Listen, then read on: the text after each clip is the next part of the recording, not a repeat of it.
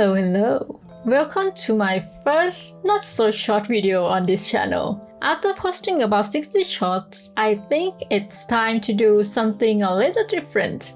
Especially now, it's December. It's the season of gifts and presents. So if you're thinking about making a handmade gifts this time of year, join me as I share my process and my thoughts on creating something special. I have a few hobbies, and the reason I love making handmade presents is that I enjoy sharing my interests with others. But the people I know don't always share the same interests as me, so I use my hobbies to create something they might like instead. However, I always have some concerns about what I make, and sometimes it affects my decision on whether or not to give it to them, even when it's already finished. Mostly, I worry that my work or my skills might not be good enough, or the gift itself might not be useful enough, and it could end up in the garbage. So that's why my family are my usual victims, because even if the gifts I make is terrible, they still appreciate the effort I put into it, I think. And for this occasion, it's my father's birthday. One thing about my father is that he loves his cats as if they were his own children, and he has a lot of cats. So as his human child, I decided to draw his favorite fur baby as a gift this year. The style of drawing I'm going for is a realistic portrait, but I've never drawn a cat in a realistic style before. I usually stick to anime style or fan art, so I'm not quite sure how this will turn out. And for the medium, I'm going to use the pen and ink technique that I use daily during the Inktober challenge. I'm still quite comfortable with it, and I feel like if I try other mediums, I might not be able to finish it well in time. Now I have a pencil or line.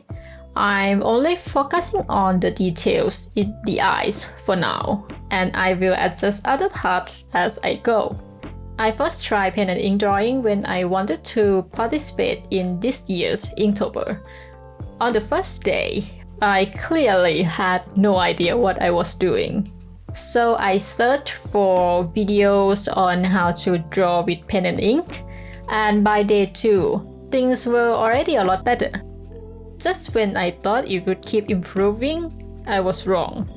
On day 3, I wasn't happy about my work, but I couldn't do much about it because I only had limited time each day to draw.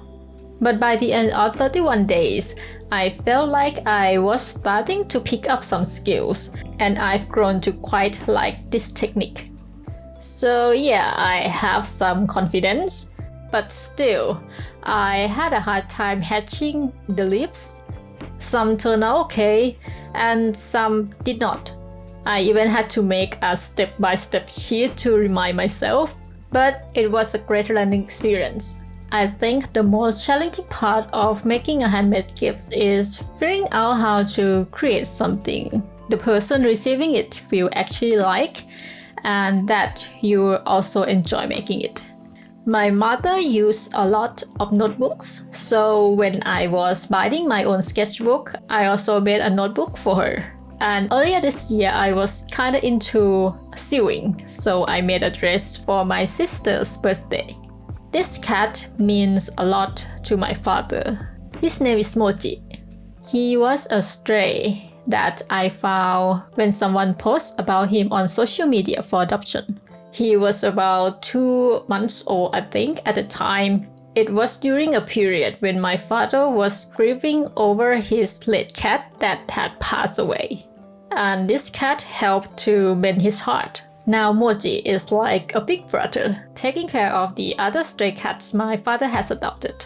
Anyway, at first, I thought about drawing the cat that passed away, but I was afraid it would make him cry. However, when this drawing was finished, my sister and I had the same thought that it looks like a memorable picture. So maybe the late cat would have been more suitable for this. If my father doesn't like it, I will color it later. That's pretty much it for this video. I'm not quite sure what I will make for the next one, but it has been fun sharing my thoughts on making this drawing. So thank you to everyone who watched it. I hope you have a great day, and I will see you in the next video. Bye bye.